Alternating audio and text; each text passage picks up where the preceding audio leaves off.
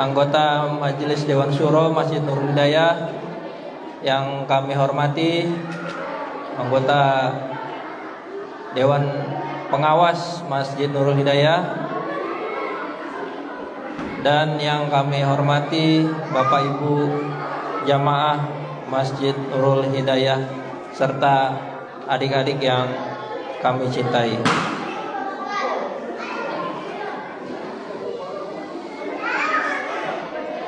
Alhamdulillah, pada pagi hari ini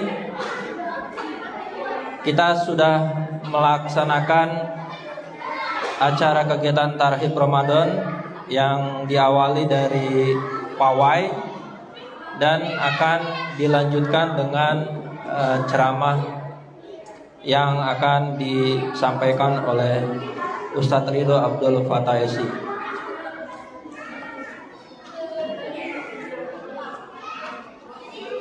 Tidak panjang lebar,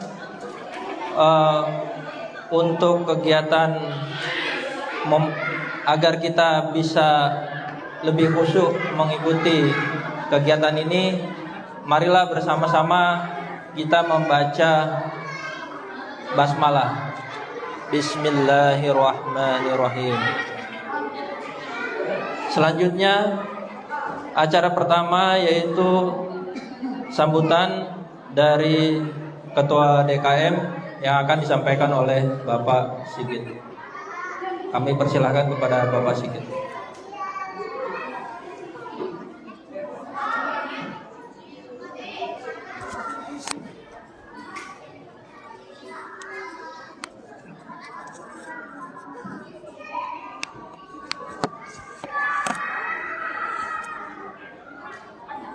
Bismillahirrahmanirrahim. Assalamualaikum warahmatullahi wabarakatuh. Alhamdulilladzi hadana li hadza wa ma kunna linahtadiya laula an hadanallah. Allahumma shalli ala sayyidina Muhammad wa ala ali sayyidina Muhammad. Allahumma barik lana fi Sya'ban wa balighna Ramadan. Allahumma salimna ila Ramadan wa salim li Ramadan wa salamhu minni taqabbalan. Ya Allah, antarkanlah kami hingga sampai bulan Ramadan, dan antarkan Ramadan kepada kami, dan terimalah amal-amal kami di bulan Ramadan. Yang kami hormati Bapak, Ibu, jamaah Masjid Nurul Hidayah. Yang kami hormati Ustadz Ridho Abdul Fatah yang sudah hadir bersama kita, yang kami sayangi dan kami cintai adik-adik santri sekolah Quran Masjid Nurul Hidayah. Semoga Allah Subhanahu wa taala berikan keberkahan untuk kita semua dan menyampaikan kita semua yang hadir pada hari ini di bulan Ramadan, dan memberikan kita keselamatan di bulan Ramadan, serta memudahkan kita semuanya dalam menghadapi bulan Ramadan. Yang pusing urusan beras, yang pusing urusan baju, enteng semuanya. Jadi kita bisa menjalankan Ramadan dengan tenang tanpa harus terpikirkan urusan-urusan dunia. Salam dan salawat juga marilah kita limpah curah kepada junjungan kita Nabi Muhammad SAW beserta pengikutnya istiqomah hingga akhir zaman. Bapak, Ibu, dan adik-adik itu tercinta, insya Allah hari ini adalah kita akan memulai rangkaian syiar kegiatan Ramadan 1445 Hijriah Masjid Nurul Hidayah, yang insya Allah kita akan mulai pada hari ini dengan Tarhib Ramadan. Insya Allah juga seperti biasa kita akan lanjutkan dengan program-program rutin kita. Ada sholat tarawih tentunya, ada zakat, ada kajian, ada tadarus ada buka bersama dan lain-lainnya. Semoga semua apa yang kita rencanakan Allah berikan kemudahan. Dan satu lagi, alhamdulillah, dan untuk menghadapi Ramadan tahun ini, DKM Masjid Nurul Hidayah sudah melakukan peremajaan karpet. Kita sudah melakukan pergantian karpet. Kalau kurang lebih sini sudah 13 tahun karpet kita yang lama. Alhamdulillah kita mengusahakan bekerja sama dan dibantu oleh seluruh jamaah. Kita sudah membeli karpet seluruhnya, seluruh ruangan ini kita akan pakai karpet yang baru, sehingga nanti semoga lebih nyaman kita dalam beribadah di sholat tarawih khususnya. Kami ucapkan jazakumullah khairan katsir kepada jamaah yang telah menyumbangkan, mewakafkan dananya untuk beli karpet. Sebagai informasi, untuk semua karpet yang kita beli membutuhkan biaya kurang lebih 100 juta rupiah. Jadi kalau dengan per meter karpet ini, per meter lari sekitar 53.000 rupiah, dan kita 530.000 rupiah, dan kita akan beli semua, dan kita akan pasang semuanya selebar ini. Total biaya yang dibutuhkan 100 juta. Saat ini sudah kita, alhamdulillah nih, vendor kita bisa bekerja sama dan kita bisa mendapatkan seluruh karpet walaupun belum lunas semua. Jadi kolaborasi kita dengan vendor karpet, kita masih ada tanggungan sekitar 50 juta, sekitar 45 juta, mohon maaf, 45 juta. Semoga kita semua bisa bersama-sama menuntaskan kewajiban kita terhadap vendor karpet tersebut. Dan terakhir sebelum kita tutup, insya Allah Masjid Nurul Hidayah seperti biasa akan melaksanakan puasa Ramadan mengikuti pemerintah. Jadi kapan kita tarawih, kapan kita puasa, kita akan mengikuti hasil sidang isbat dari pemerintah. Jadi kita tunggu pemerintah kapan mulai, kita malamnya kita dengan sholat tarawih. Cukup dari kami mohon maaf bila mana ada yang kurang dalam penyambutan kami pada pagi hari ini. Kami mengajak semuanya, ayo kita sama-sama lebih serius mempersiapkan Ramadan kita tahun ini. Semoga lebih baik daripada Ramadan sebelumnya. Sekian dari kami. Assalamualaikum warahmatullahi wabarakatuh.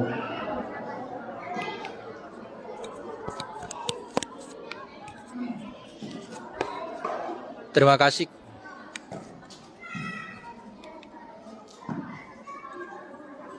Terima kasih kepada Bapak Sigit atas sambutannya.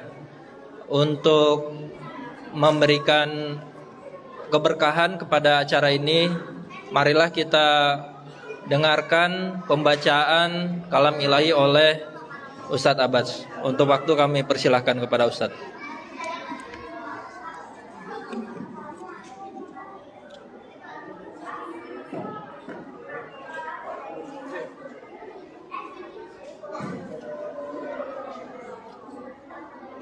Baik, itu aja tadi.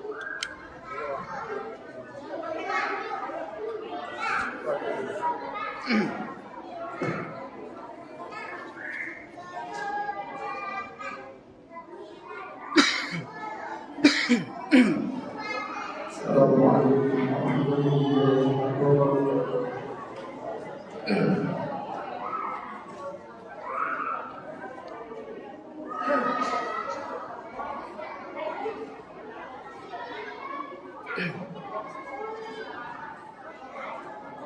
أعوذ بالله من الشيطان الرجيم.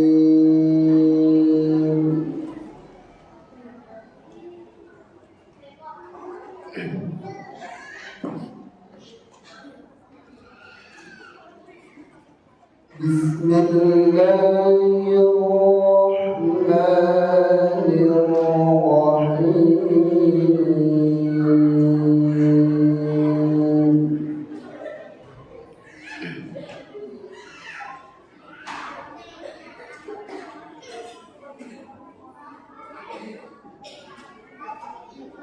يا أيها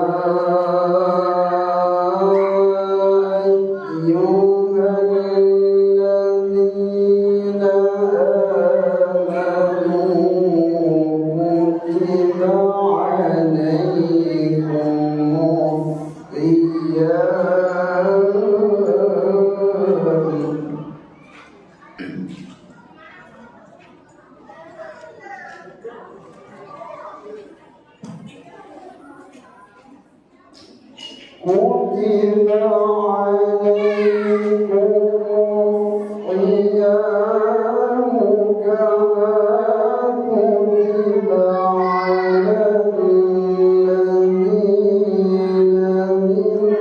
الذين من قبلكم لعلكم تتقون. شهد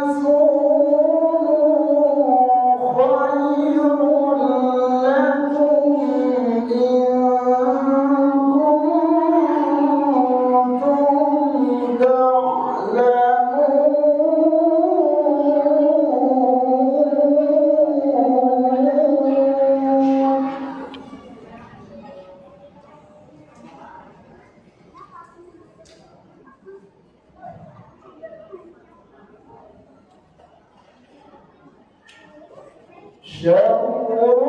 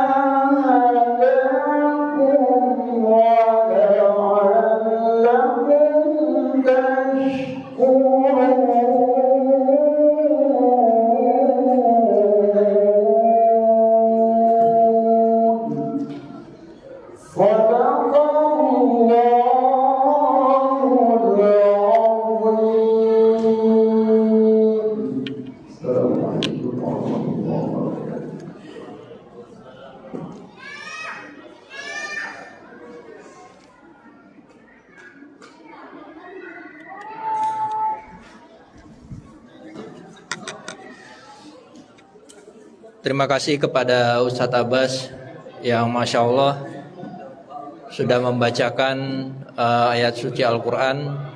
Semoga dengan dibacakannya ayat suci Al-Quran ini menambahkan keberkahan dalam acara ini, memperkuat keimanan kita menyambut bulan Ramadan yang tinggal beberapa hari ke depan. Dan juga semoga kita yang mendengarkan mendapatkan pahala dari Allah Subhanahu wa taala. Amin ya rabbal alamin. Selanjutnya marilah bersama-sama kita dengarkan ceramah yang akan disampaikan oleh Al-Ustadz Ridho Abdul Fattah LC. Adapun beliau adalah sebagai Ashabul Qidam Majelis Muwasalah. Kepada Al-Ustadz waktu kami persilahkan.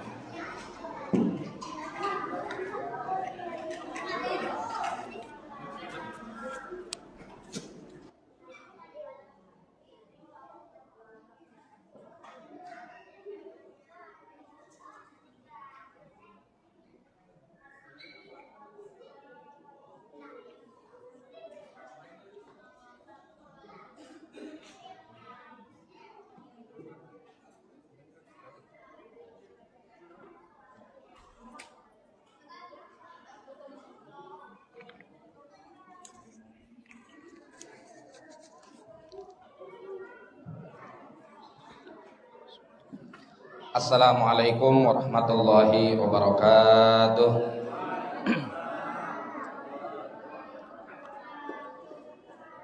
Alhamdulillah, wassalatu wassalamu ala sayyidina maulana Rasulillah wa ala alihi wa ashabihi wa man tabi'ahu wa nasarahu wa walah, amma ba'dah. Faqad qala azza min qailin karim, ba'da a'udzu billahi minasyaitonir rajim, bismillahirrahmanirrahim. Ya ayyuhalladzina amanu kutiba alaikumus syiyam kama kutiba alal ladzina min qablikum la'allakum tattaqun, ayyamun ma'dudat. Wa qala Rasulullah sallallahu alaihi wa alihi wasallam man shoma ramadhana imanan wa ihtisaban ghufira lahu ma taqaddama min dambi. Shadaqallahul azim wa shadaqa rasuluhun nabiyul wafiyul karim wa nahnu ala dzalika minasyahidin wasyakirin walhamdulillahi rabbil alamin. Yang saya muliakan segenap jajaran pengurus TKM Masjid Nurul Hidayah yang diketuai oleh Bapak Haji Sigit, juga yang saya hormati para tokoh masyarakat, para asatidzah, dan juga bapak-bapak, ibu-ibu, jamaah Masjid Nurul Hidayah dan jamaah kajian duha serta tarhib Ramadan. Mudah-mudahan kita semua senantiasa dalam naungan kasih sayang Allah Subhanahu wa taala. Amin ya rabbal alamin. Bapak Ibu sekalian yang dimuliakan oleh Allah, siang hari ini buat saya ini daerah bukan daerah yang asing. Kalau Bapak yang udah lama tinggal di sini, dulu di belakangnya ada danau-danauan sama tanjakan gitu tuh. Itu zaman kita dulu SD, tempat kita gupak, Pak. Ya. Jadi kita orang kampung sebelah, jalan-jalan kita di komplek. Ya. Kalau orang nanya rumah saya di mana, rumah saya di Simpruk. Masuk ke Simpruk, ketemu tembok, ada pintu kecil, masuk pintu kecilnya, rumahnya di kampung. Ya, jadi emang tempat main kita dulu di sini sama teman-teman SD itu. Kalau dulu zaman kita sekolah pengen nyari ikan cupang ke pasar nyamuk, ya lewatnya lewat sini, lewat Taman Kodok. Nah, jadi subhanallah, ini tempat sudah banyak berubah. Sekarang ini menjadi masjid. Mudah-mudahan senantiasa kita makmurkan masjid ini dan menjadi sumber peradaban dan juga menjadi pusat seluruh aktivitas keagamaan dan juga sosial bagi kaum muslimin wal muslimat yang ada di sini. Bapak Ibu sekalian yang dimuliakan oleh Allah, insyaallah sebentar lagi mudah-mudahan Allah karuniakan kepada kita panjang umur, sehat walafiat. Kita masuk ke dalam bulan suci Ramadan. Jadi bulan Ramadan ini jamaah sekalian disebut juga sebagai Syahrul Maghfirah, bulan ampunan. Kenapa? Cukup bagi kita satu hadis sahih dari baginda Nabi Muhammad sallallahu alaihi wasallam yang diriwayatkan oleh Sayyidina Al-Imam Muhammad bin Ismail Al-Bukhari dengan sanadnya kepada Sayyidina Abu Hurairah radhiyallahu taala anhu wa ardhah. Rasulullah sallallahu alaihi wasallam bersabda, "Man shoma ramadhana imanan wa ihtisaba, ghufira lahu ma taqaddama min dambi."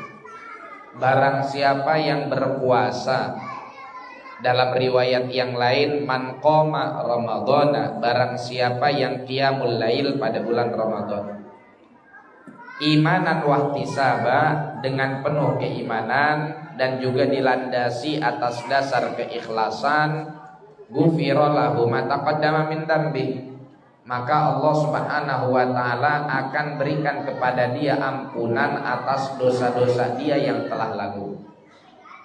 Jadi bayangkan jamaah sekalian bahwa puasa ini menjadi mukaffiratud dzunub, menjadi salah satu di antara amal ibadah kita yang dapat menghapus dosa-dosa kita.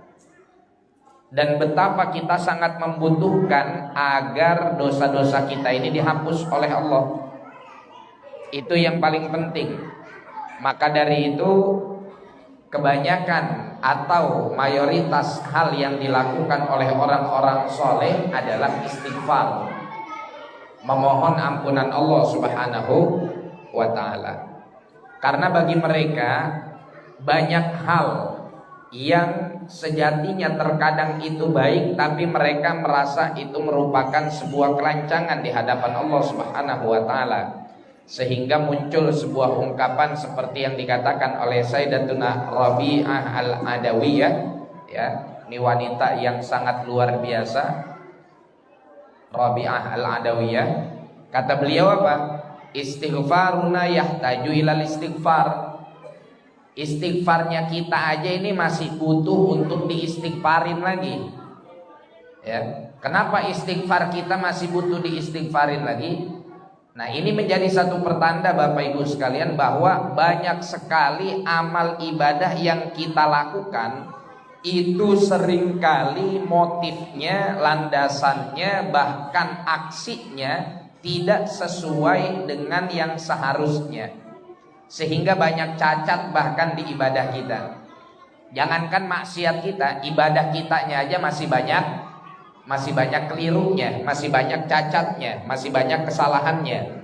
Makanya kenapa sering guru-guru kita membaca zikir setelah sholat itu pertama kali adalah istighfar. Ya, selain karena memang Rasulullah Shallallahu Alaihi Wasallam juga mengajarkan demikian, juga untuk memberikan kesadaran kepada kita bahwa sholat kita ini rasanya masih jauh dari kata sempurna. Nah, jamaah sekalian, puasa yang kita lakukan ini sebagai salah satu cara kita untuk menggapai ampunan Allah Subhanahu wa ta'ala. Karena kalau kita pikir, ya Rob, berapa banyak dosa kita kepada Allah, dosa kita sama tetangga, dosa kita sama keluarga, dosa kita kepada pasangan, dosa kita kepada anak, dosa kita kepada guru, baik yang kita sadari dalam melakukannya atau direncanakan, atau yang dilakukan tanpa direncanakan. Nah, ini juga banyak sekali. Makanya satu ketika ada seorang badui, sebagaimana diriwayatkan oleh Sayyidina Imam Muhammad bin Muhammad Al-Ghazali. Beliau menukil sebuah riwayat bahwa ada seorang badui bergelantungan di tirai Ka'bah. Ya, zaman itu askarnya belum kayak zaman sekarang. Kalau zaman sekarang kita bergelantungan di tirai Ka'bah bisa ditangkap, dideportasi, nggak boleh umroh lagi, nggak boleh haji lagi. Kenapa dia bergelantungan di tirai Ka'bah? Dia bermunajat kepada Allah Subhanahu wa ta'ala dengan munajat yang sangat indah Bapak Ibu sekalian. Apa isi munajatnya? Isi munajatnya begini. Kata si badui ini, ya Allah, betapa engkau ini sangat sayang kepada kami dengan anugerah nikmat-nikmatmu, padahal engkau tidak membutuhkan kami. Kam tatahabbabu ilayya bini'amin ma'aginaka anni. Ya, gitu redaksinya. Seringkali engkau anugerahkan kepada kami nikmat sebagai bentuk kasih sayangmu kepada hamba-hambamu ini. Engkau berikan kami nikmat banyak betul, padahal engkau gak butuh sama kita. Allah kasih kita nikmat banyak sekali Pak, kita gak bisa ngitungnya bahkan. Makanya Allah ancam kita di dalam Al-Quran, wa in ta'uddu nikmatallahi la tuhsuha. Kalau kalian berusaha mengaudit nikmat Allah, bahkan ahli akuntansi manapun, ahli audit manapun gak akan sanggup menghitung nikmat Allah Subhanahu wa ta'ala. Dan pernah gak dalam nikmat tersebut kita dikasih tagihan? Gak pernah kan? Coba ibu-ibu, pernah gak di rumahnya didatengin petugas ngasih bil tagihan napas, tagihan bayar oksigen, ya Pak, tagihan bayar darah? Gak ada. Kita kalau di rumah sakit cuci darah aja udah ketahuan berapa duit. Kita di rumah sakit bayar tabung oksigen berapa duit. Kita di rumah sakit untuk bisa ngerasain sehat lagi, nikmat lagi, berapa duit yang harus kita keluarkan. Tapi Allah Subhanahu wa ta'ala berikan kita seluruh nikmat tersebut tanpa minta tagihan sama kita. Coba kita bayangin, oksigen ada tagihannya, napas ada tagihannya, kita belum punya duit buat bayar. Terus kata yang nagih, ntar dulu, dicabut dulu nih nikmat napasnya. Nggak usah sehari, setengah jam sanggup nahan napas setengah jam Pak? Nggak sanggup. Tapi subhanallah, alhamdulillah, luar biasa Allah Subhanahu wa ta'ala berikan kepada kita kenikmatan tersebut tanpa henti. Kam tatahabbabu ilayya bini'amin ma'aginaka anni. Dan Allah Subhanahu wa ta'ala kasih kita anugerah tanpa ada kebutuhan apapun dari Allah kepada kita. Allah gak butuh apa-apa kepada kita. nggak butuh sembahan kita, nggak butuh ketaatan kita, nggak butuh sholat kita, nggak butuh puasa kita, nggak butuh pengorbanan kita, nggak butuh bantuan apapun dari kita. Makanya dalam hadits qudsi, ya, sebagaimana diriwayatkan oleh Imam An-Nawawi di dalam Arba'in An-Nawawiyah, kata Allah Subhanahu wa taala, ya ibna Adam, atau ya ibadi, lau anna awwalakum wa akhirakum wa insakum wa jinnakum kanu ala atqa qalbi rajulin wahid ma zada dzalika fi mulki syai'a. Wahai hamba-hambaku, kalau seandainya jin dan manusia dari yang pertama aku ciptakan sampai yang nanti paling terakhir, semuanya taat kepadaku dalam satu ritme, semuanya ibadah kepadaku dalam satu frekuensi, jadi manusia paling taat, apakah ketaatan kalian itu berpengaruh kepada kekuasaanku? Kata Allah, enggak. Jadi sholat kita tidak menambahkan kekuasaan Allah, sholat kita tidak menambahkan kerajaan Allah, puasa kita dan amal ibadah kita yang lain pun demikian. Nah, oleh karena itu, anugerah Allah Subhanahu wa taala bukan karena Allah butuh sama kita. Enggak seperti kebanyakan makhluk. Ya, kebanyakan dari kita ini kalau baik biasanya ada motif. Ya kan?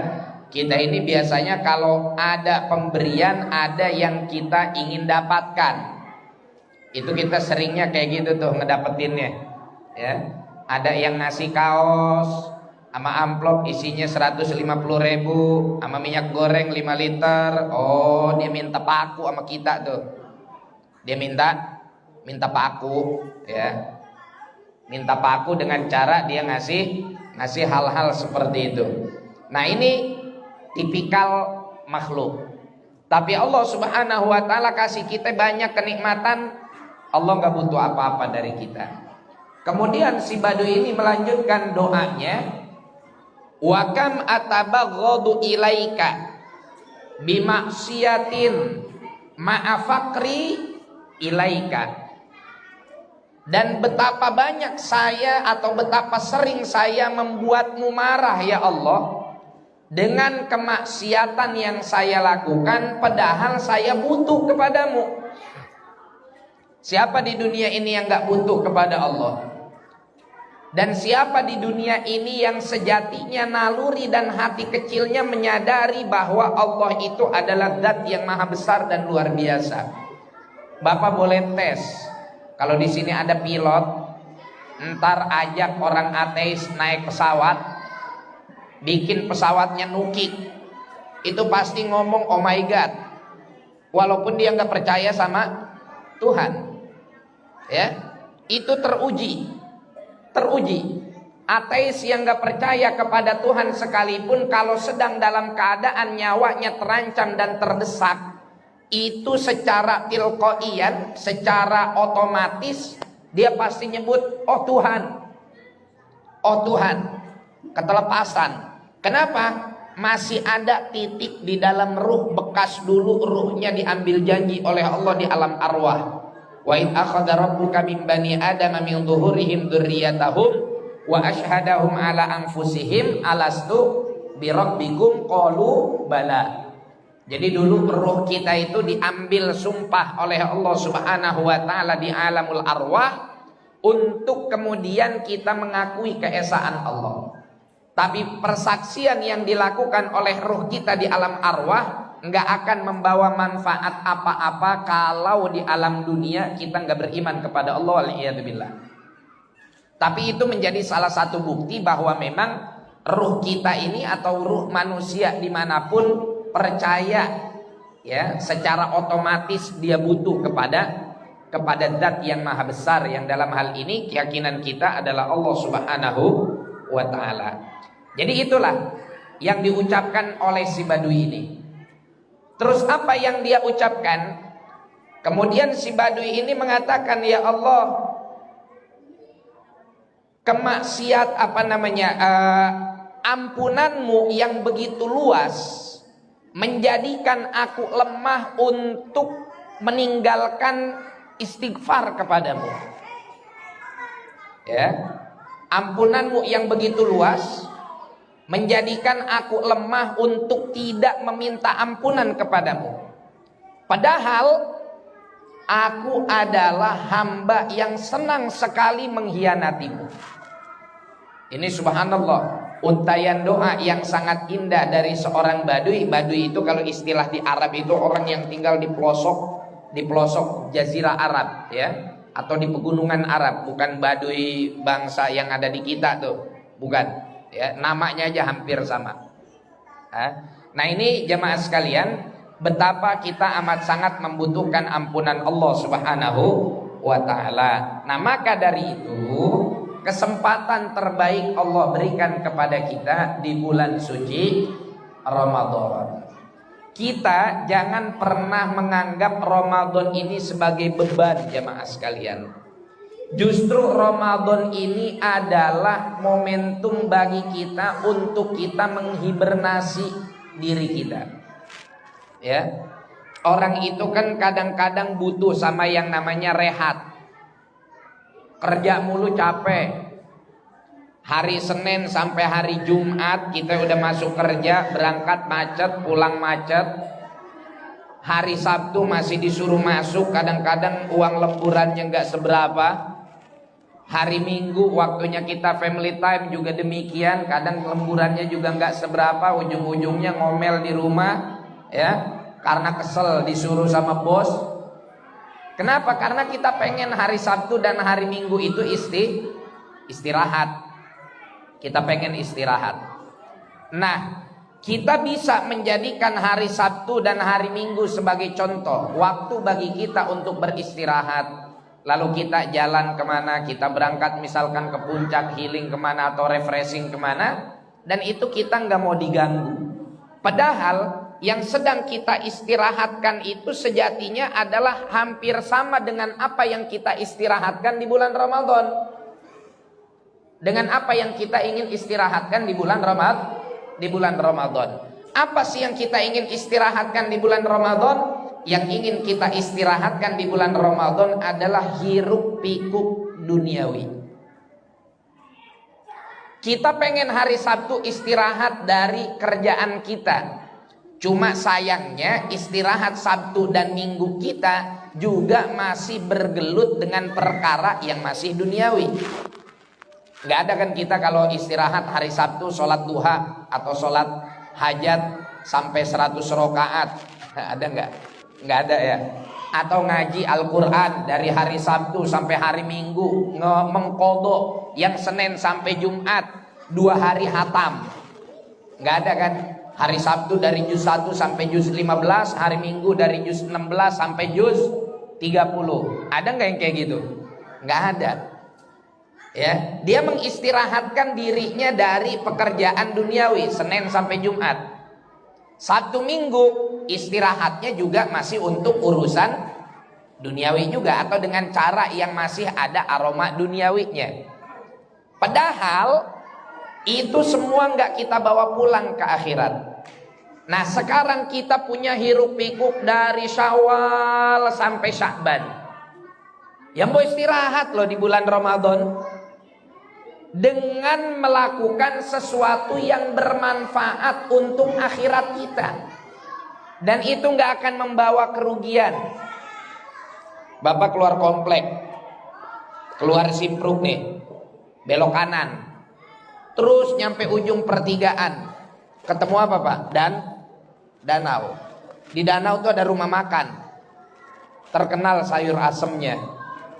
Itu dari zaman masih buka kedai kecil, karena orang Tangerang asli itu yang punya. Ya, Bu Haji Kokom itu orang Tangerang asli. Ya. Itu rumah makan dari zaman masih buka kecil warungnya, sebelum gede kayak sekarang. Itu sudah membiasakan diri kalau bulan suci Ramadan tutup.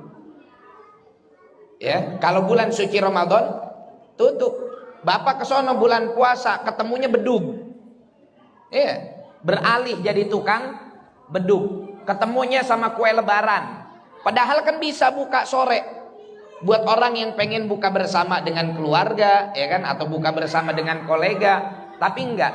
Beliau usahain selalu mendawamkan itu nutup. Alhamdulillah 11 bulan bekerja, 1 bulan untuk ibadah, nggak pernah bangkrut warungnya. Karyawannya juga kita tahu digajinya full kalau Ramadan. Belum ada THR-nya, belum lagi nyumbang ke musola-musola di sekitar Cipondo atau masjid-masjid atau pesantren. Ya. Apakah 1 bulan kita tinggalkan urusan duniawi kita dengan fokus untuk ibadah kepada Allah akan membawa kepada kerugian?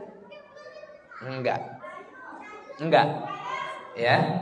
Kalau kita betul-betul yakin kepada Allah Subhanahu wa ta'ala. Oke lah, katakan kita tidak betul-betul sampai ninggalin 100% kerjaan kita. Karena ada tuntutan pulang kampung, ada tuntutan meresen, ada tuntutan beli baju baru, ada tuntutan masak lontong sama opor, ada tuntutan buat ganti oli buat pulang kampung, ya, ada tuntutan buat bayar KPR dan lain-lain sebagainya. Siap, nggak masalah. Tapi satu, yang penting jangan tinggalin puasa wajib. Kenapa? Karena itu adalah rukun Islam. Yang menyedihkan adalah sampai puasa wajib pun dikorbankan hanya untuk demi sepiring nasi biar kenyang. Kemarin 11 bulan emang gak kenyang-kenyang, makan terus. Padahal banyak loh manusia yang ingin supaya tubuhnya tampil ideal, dia puasa. Ada tuh zaman sekarang metode diet dengan cara minum air putih doang 5 hari. Ya. Orang diet caranya puasa hanya sekedar minum air putih 5 hari. Ya, kalau kayak begitu masuk kayak akuarium. Ya, nggak usah keluar. 5 hari baru keluar. Nah, ini bisa dikerjakan. Orang itu kalau untuk urusan syahwat dirinya, kalaupun harus berkorban yang demikian dia kerjakan. Apa bedanya dia puasa atau enggak makan dalam rangka diet dengan dia tidak makan dan minum dalam rangka puasa? Kan aktivitasnya sama. Sama-sama menahan makanan dan minuman masuk ke dalam tubuh. Tapi kenapa kalau untuk diet dia bisa, tapi kalau untuk puasa dia enggak mau ngerjain? Nah, jawabannya sebetulnya sederhana, Rasulullah sudah kasih sama kita. Kata Rasulullah sallallahu alaihi wasallam, huffatil jannatu bil makarihi wa huffatin naru bisyahawati. Yang namanya pengen masuk ke dalam surga itu banyak atau amalan-amalannya, covernya, bungkusannya adalah sesuatu yang kita nggak suka. Sedangkan untuk masuk ke dalam neraka, perbuatannya itu di cover atau dibungkus dengan sesuatu yang sesuai dengan syahwat kita. Oleh karena itu kalau untuk urusan syahwat atau untuk urusan yang bukan surga, kita seringkali dengan mudahnya melakukan. Orang lebih gampang ngeluarin duit buat bayar konser, buat bayar hiburan dangdut, buat bayar hiburan apapun. Jutaan dia bisa keluarin, puluhan juta dia bisa keluarin, bahkan ratusan juta dia bisa keluarin. Tapi kalau buat urusan agama, kalau buat urusan akhirat, ya Allah, dipilih-pilih dulu, di-scan dulu dompetnya. 100.000 lewat, 50.000 lewat, 20.000 lewat, apalagi 10.000 lewat, goceng lewat. Yang diambil 2.000. Ditanya, kok yang diambil 2.000 Pak? Karena ini satu-satunya mata uang yang gak ada gambar perempuannya. Ya, kita gak boleh masukin pecahan duit ke kotak amal masjid yang ada gambar perempuannya lagi joget. Begitu dalilnya. Ya kan 100.000 ada gambar perempuan ya, lagi nari. 50.000 juga sama. Berapa lagi? 20.000 juga sama. Ceban juga sama. 5.000 juga sama. Cuman pecahan 2.000 yang gak ada gambar, yang gak ada gambar perempuan narinya, itu menandakan apa? menandakan bahwa ibu-ibu pasti bakal kegirangan kalau punya pecahan duit yang nominalnya gede. Ya. Tapi kalau bapak ngasih 2.000 biar kata segepok juga belum bikin seneng, Pak. Tapi kalau 100.000, 50.000 jangan kata 10 gepok, 200 gepok juga seneng.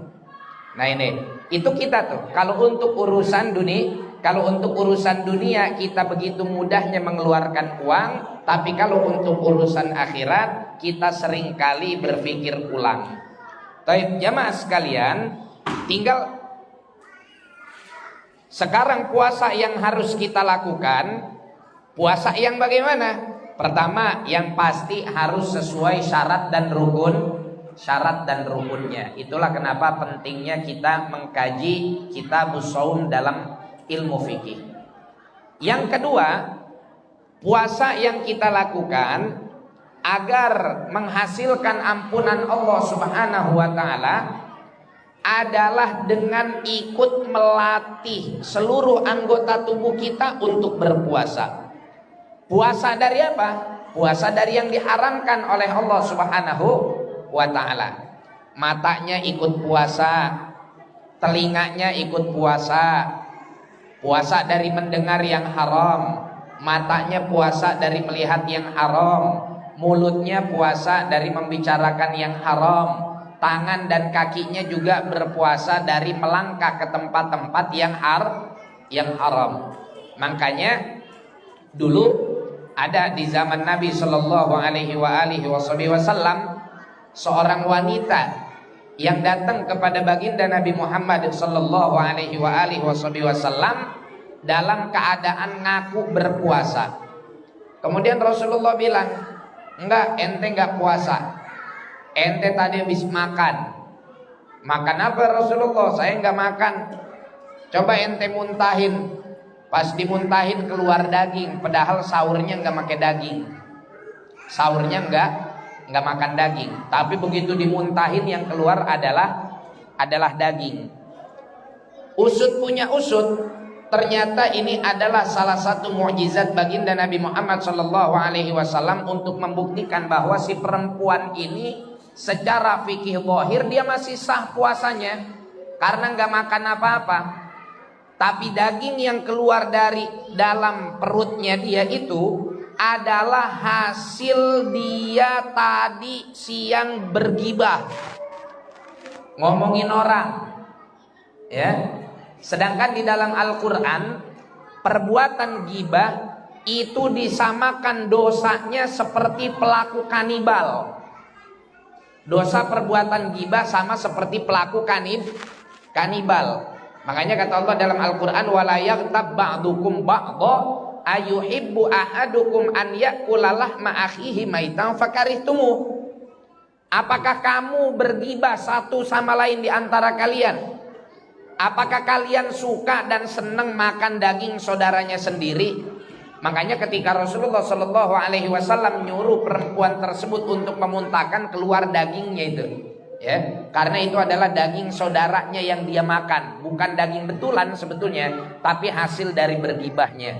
Nah, ini menjadi salah satu bukti bahwa puasa yang kita lakukan tidak akan bernilai apa-apa jika kita tidak ikut mempuasakan anggota tubuh kita dari perkara yang haram.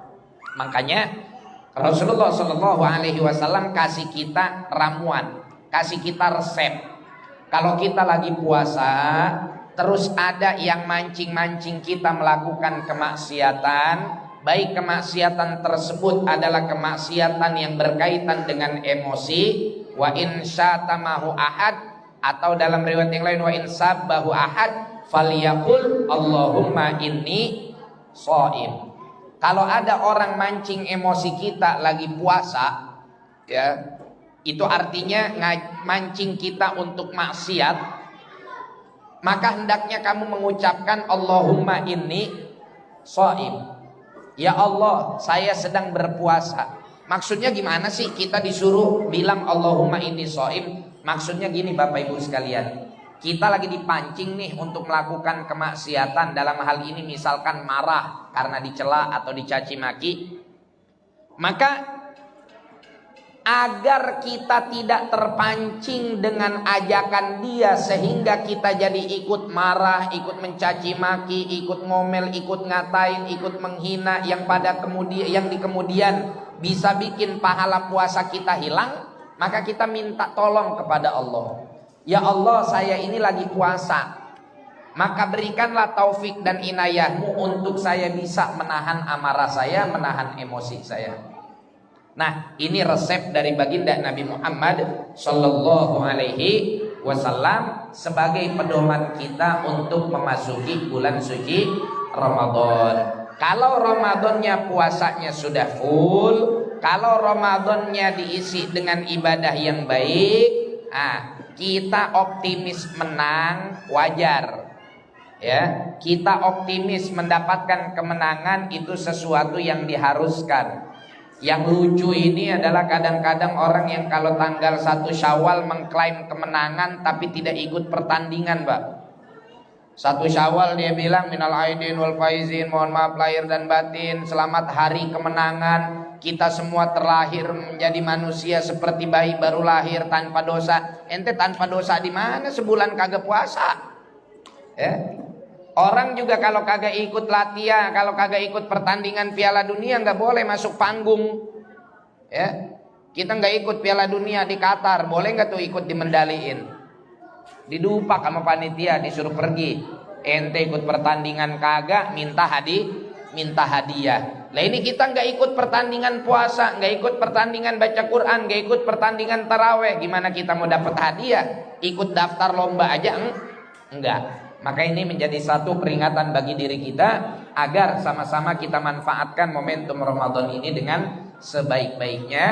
Saya kira cukup ya sebagai motivasi kita untuk menyambut bulan suci, untuk menyambut bulan suci Ramadan. Karena para salaful ummah, para orang-orang soleh, diriwayatkan oleh Al-Imam Ibnu Rajab Al-Hambali di dalam Lataiful Ma'arif Fima limawasimil ami minal wadhaif, beliau menceritakan bahwa orang-orang soleh itu menjadikan 6 bulan sebelum bulan Ramadan sebagai momentum untuk menyambut bulan suci Ramadan.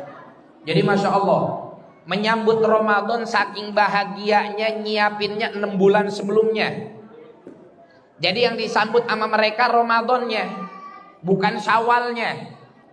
Kalau kita kan sibuk nyambut Syawalnya, makanya karena sibuknya nyambut Syawalnya, udah gitu bikin persiapannya di Ramadan. Akhirnya Ramadan yang dikorbankan.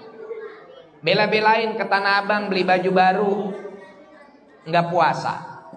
Bela-belain bikin kue, nggak puasa.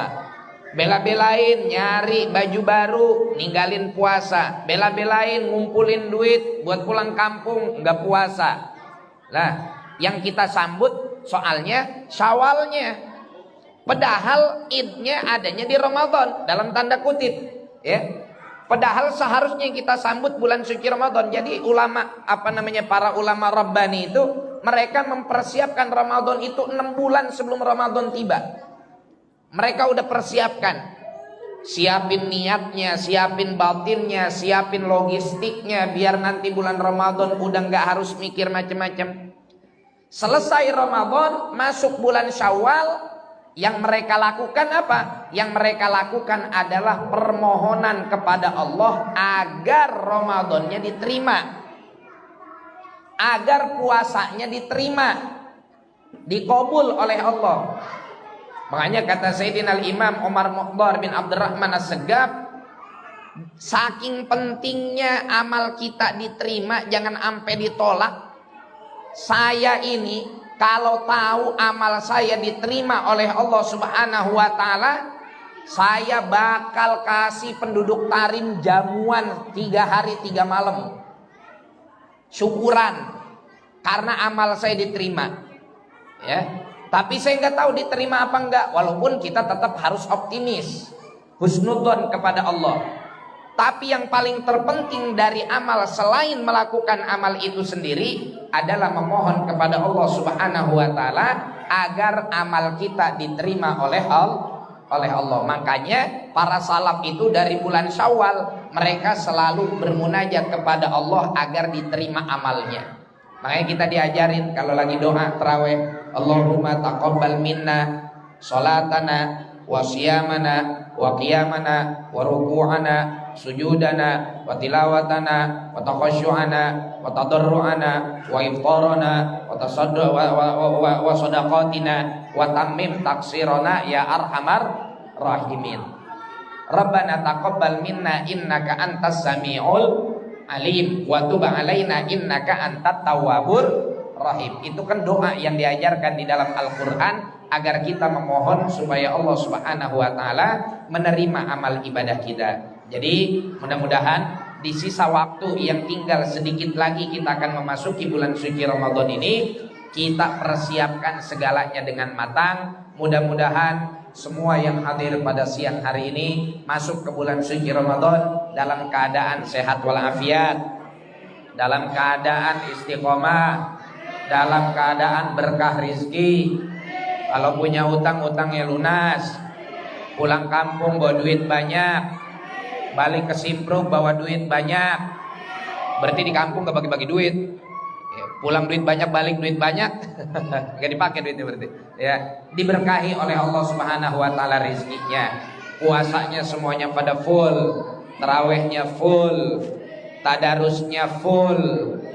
Dan juga Allah hindarkan kita dari segala apa yang dibenci dan dilarang olehnya, sehingga puasa kita menjadi puasa yang berkualitas.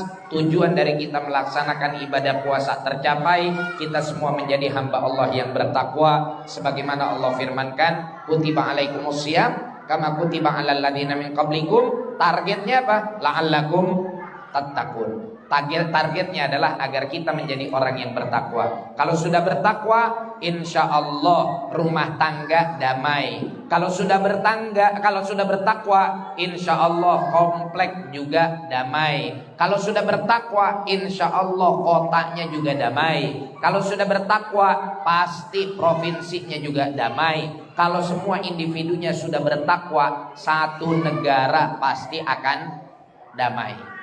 Sekarang ini kita banyak permasalahan karena individunya masih lebih banyak yang tidak bertakwa kebanding yang bertakwa. Wallahu a'lam bishawab. Ada sesi tanya jawab atau langsung? Allahumma ja'al jam'ana hadza jam'an marhuma wa tafarruqana min ba'dihi tafarruqan ma'suma wa la taj'al ahadan minna syaqiyya wa la mahruma. Allahumma ighfir lana dzunubana wa liwalidina warhamhum kama rabbawna shighara waghfir li masyayikhina wa ahbabina wa azwajina wa dzurriyyatina wa liman lahu haqqun alaina. Allahumma barik hadzal masjid wa barik man shalla fihi wa man qadama fihi wa man ta'allama fihi wa man darasa wa darasa fihi. Allahumma anshur hadhil barakat wal khairat ila jami' baldatina. Allahumma nawwir qulubana wa diyarana wa ashabana wa jawarihana wa qurana binuril ilmi wa nuril ma'rifah wa nuril qur'an wa nuril irfan wa nuril yaqin wa nuri kamalil mutaba'ah bi sayyidil mursalin. Rabbana atina fid dunya hasanah wa fil akhirati hasanah wa qina adzabannar. Wa sallallahu ala sayyidina Muhammadin nabiyil ummi wa ala alihi washabihi wasallam. Subhana rabbika rabbil izzati amma yasifun wa salamun alal mursalin walhamdulillahi rabbil alamin. Subhanakallahumma wa bihamdika asyhadu an la ilaha illa anta astaghfiruka wa atubu ilaik. Wa assalamualaikum warahmatullahi wabarakatuh. Waalaikumsalam warahmatullahi wabarakatuh. Terima kasih kepada Ustadz yang telah memberikan tausiahnya kepada kita semua. Semoga apa yang sudah disampaikan oleh Ustadz menjadi bekal kita dalam memasuki bulan Ramadan, sebagaimana yang telah disampaikan, yaitu untuk mempersiapkan bulan Ramadan. Para sahabat sudah sejak lama, berbulan-bulan sebelumnya, mempersiapkan diri untuk bersiap beribadah di bulan Ramadan.